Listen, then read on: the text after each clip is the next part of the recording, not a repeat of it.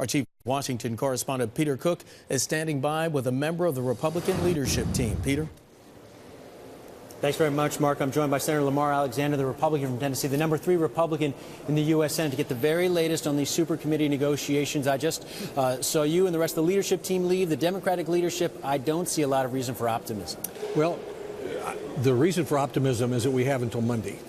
And there should be reason for optimism. I mean, failure is not an option. Republicans have put taxes on the table. Democrats have put entitlements on the table. The president has said this is urgent, that it needs to be done. This is a commentary on whether the president and Congress can actually govern. So we ought to be optimistic about getting a result.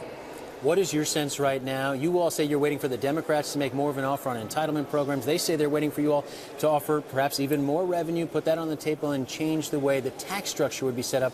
They're not too happy with what Senator Toomey has put forward in terms of lowering that top tax rate. Well, that's a disappointing response.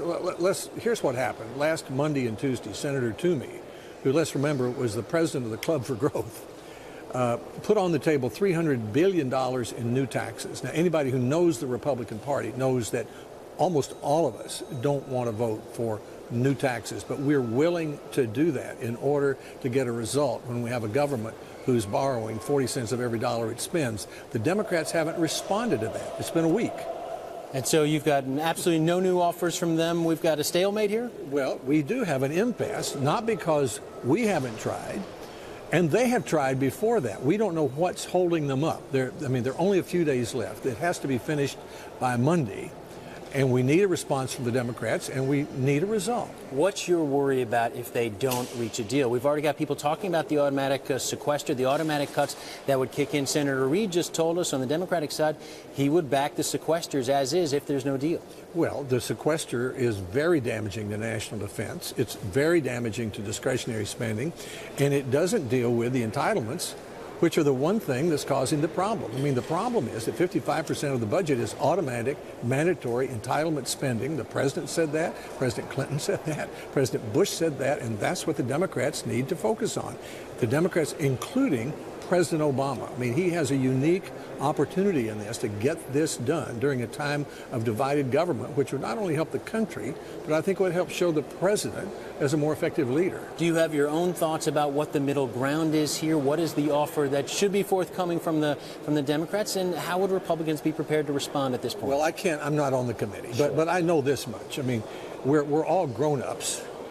If Republicans have put taxes on the table and Democrats have put entitlements on the table, and those are the two things that are necessary to get a result, we should be able to get a result. And the President of the United States could help if he'd identify exactly which entitlements could be reformed, because if he and the Republicans agree on that, then it'll be much easier for the entire Congress to do it. Is it your sense that the president is not in these negotiations in any way, shape, or form? Certainly he's traveling right now, but the White House, you feel, has to step up? Well, he's in Hawaii, then he's in Australia. Those may be important things to do, but even in Hawaii, even in Australia, he can say what everyone knows.